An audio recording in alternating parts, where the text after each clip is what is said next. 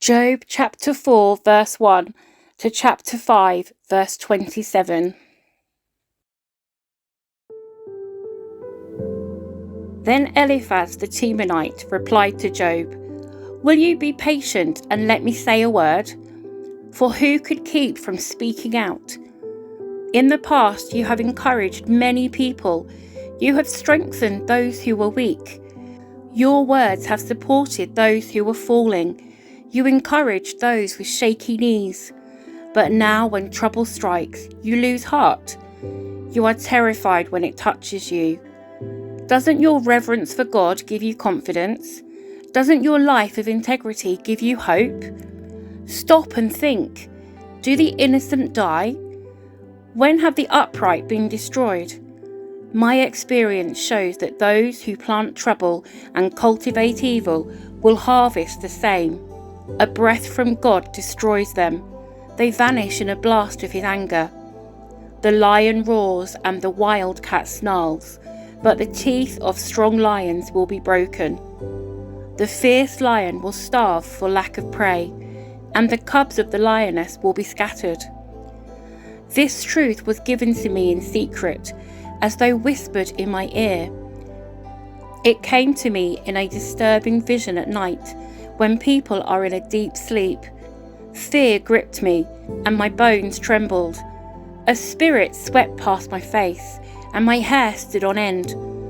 The spirit stopped, but I couldn't see its shape. There was a form before my eyes.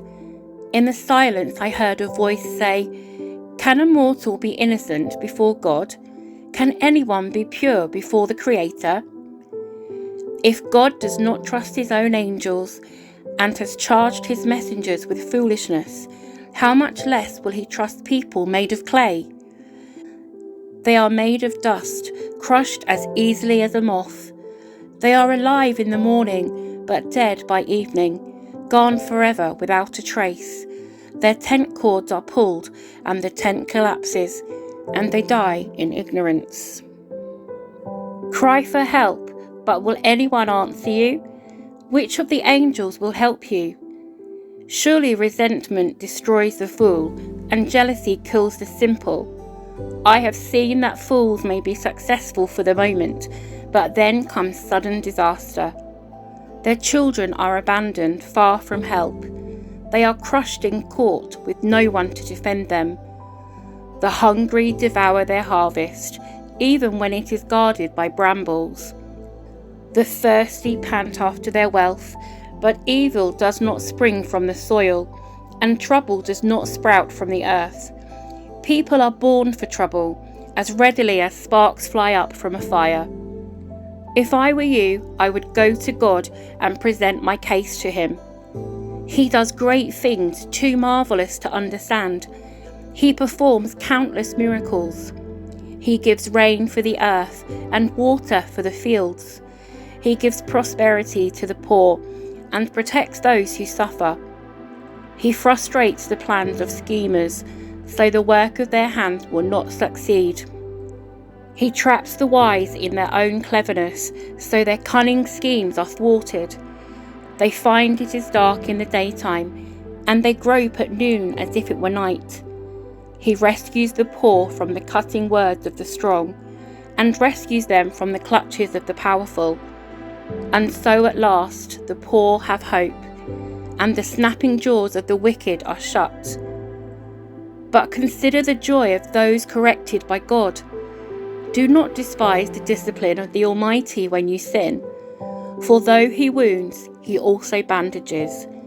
He strikes, but his hands also heal. From 6 disasters he will rescue you. Even in the 7th he will keep you from evil.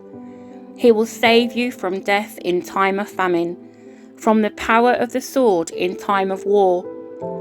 You will be safe from slander and have no fear when destruction comes. You will laugh at destruction and famine. Wild animals will not terrify you.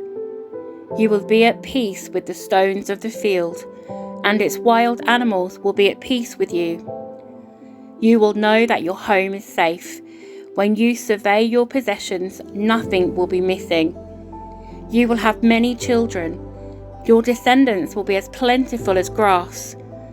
You will go to the grave at a ripe old age, like a sheaf of grain harvested at the proper time. We have studied life and found all this to be true. Listen to my counsel and apply it to yourself.